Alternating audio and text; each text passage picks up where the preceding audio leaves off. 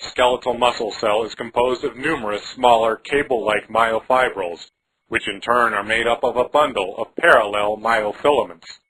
Myofilaments are divided into functional units called sarcomeres, in which the actual contraction takes place. The myofilaments come in two flavors, thick and thin. Thick filaments are composed of myosin, while thin filaments contain actin, troponin, and tropomyosin. The interaction of thick and thin filaments is called the cross-bridge cycle and is the driving force behind muscle contraction.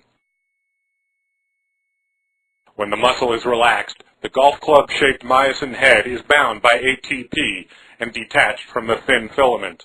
Along the actin fiber, a complex composed of tropomyosin, as well as troponin C, troponin I, and troponin T, are in a down position, blocking myosin from binding to the actin. Once the neuromuscular junction has transmitted a signal, calcium concentration in the muscle cell jumps sharply. The troponin complex has 4 calcium binding sites, 2 of which are low affinity sites. Once these 2 are filled, the complex undergoes a conformational change, which moves it up and away. This movement allows tropomyosin to also relocate, clearing the way for myosin to bind. Even with the binding site clear, however, myosin will stay in its detached position if it is still bound by ATP.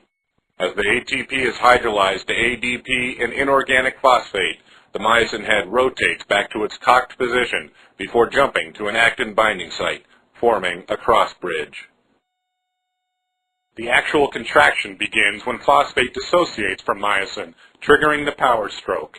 The myosin head rotates 45 degrees, pulling the actin along with it. Once the power stroke is finished, ADP leaves, and the cross bridge is stuck in the attached and contracted state. If ATP again binds to the myosin head, then the cycle will start over at the relaxed stage.